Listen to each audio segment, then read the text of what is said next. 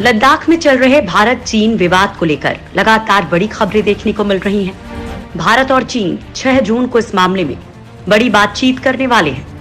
हालांकि इससे पहले चीन ने भारत को एक तगड़ी धमकी दी है और कहा है कि भारत लद्दाख को डोकलाम नहीं समझे। इस बार उसने सबसे तगड़े हथियारों को मोर्चे पर तैनात किया है। हालांकि इस बीच एक और बड़ा खुलासा हुआ है। चीन सेना के लिए सबसे बड़ी शर्मिंदगी वाला है, जिसमें कहा गया है कि चीनी सेना अंदर से खोखली है। लिहाजा आपको इस पूरी पिक्चर से रूबरू करवाते हैं। चीन ने भारत को दी एक और धमकी। लद्दाख की गलवान घाटी और पैंगोंग शो झील के आसपास करगिल की तरह बेहद चालाकी से हजारों की तादाद में सैनिक तैनात करने वाले चीनी ड्रैगन ने अब भारत को सीधी धमकी दी है। चीन के प्रोपेगेंडा मैगजीन ग्लोबल टाइम्स ने कहा कि भारत लद्दाख को डोकलाम नहीं समझे।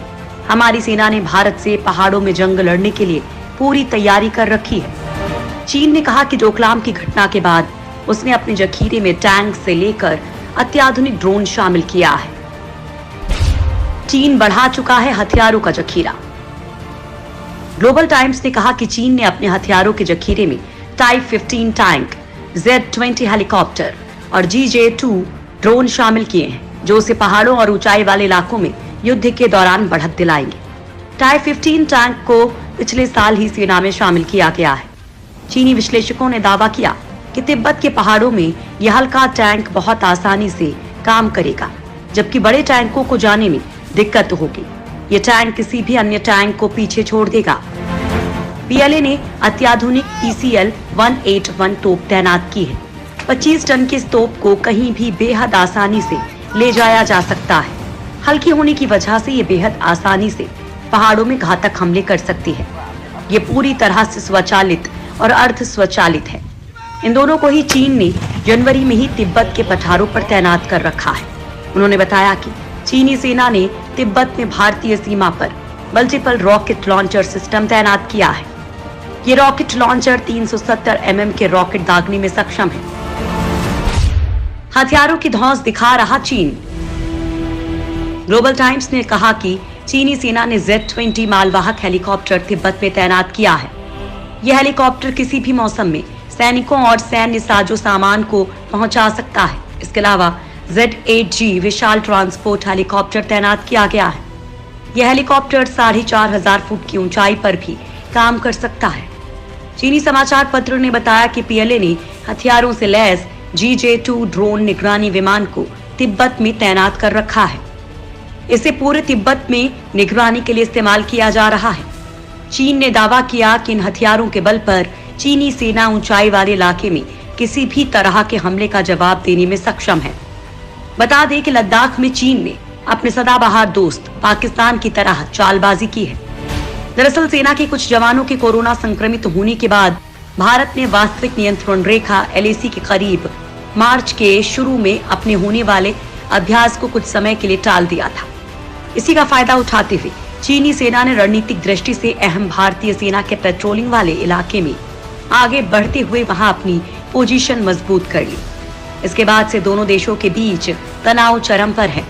सैटेलाइट तस्वीरों के हवाले से सरकारी सूत्रों ने बताया कि चीनी सैनिक भारतीय सेना के पेट्रोलिंग वाले इलाकों में पोजीशन ले चुके हैं और कुछ रणनीतिक दृष्टि से अहम क्षेत्र में भी आ गए हैं। भारत चीन तनाव पर 6 जून बेहद खास।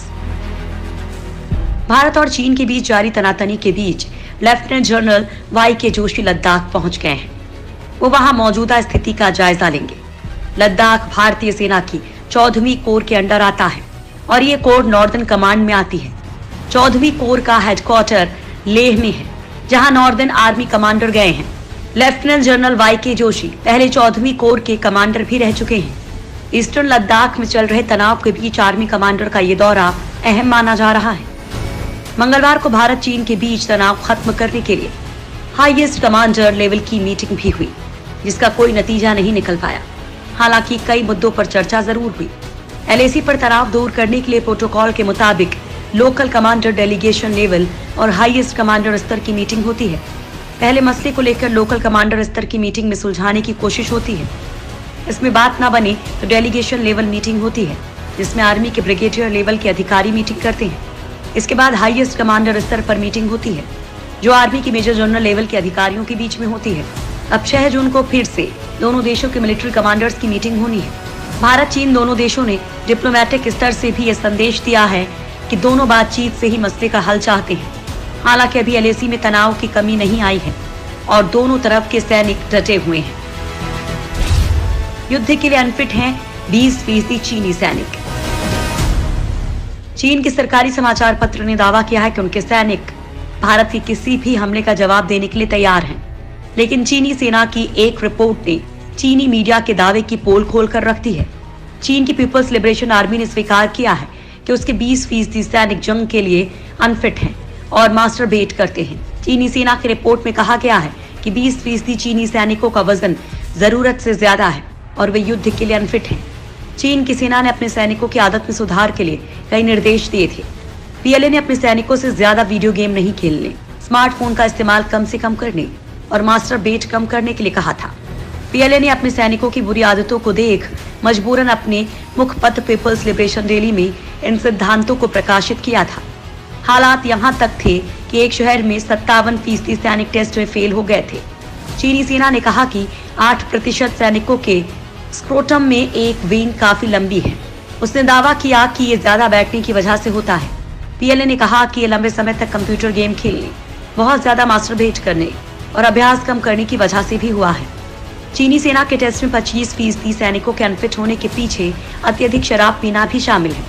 इसके अलावा कई सैनिक खराब डाइट की वजह से भी अनफिट साबित हुए हैं। चीनी सेना ने कहा कि 46% सैनिक विजन टेस्ट में फेल हुए। ये लोग अपने फोन पर चिपके रहते हैं। बहुत ज्यादा स्क्रीन देखने से उनकी नजर कमजोर पड़ गई है। PLA ने कहा कि सैनिक बहुत ज्यादा जंक फूड खाते हैं और इसकी वजह से टेस्ट में फेल हुए।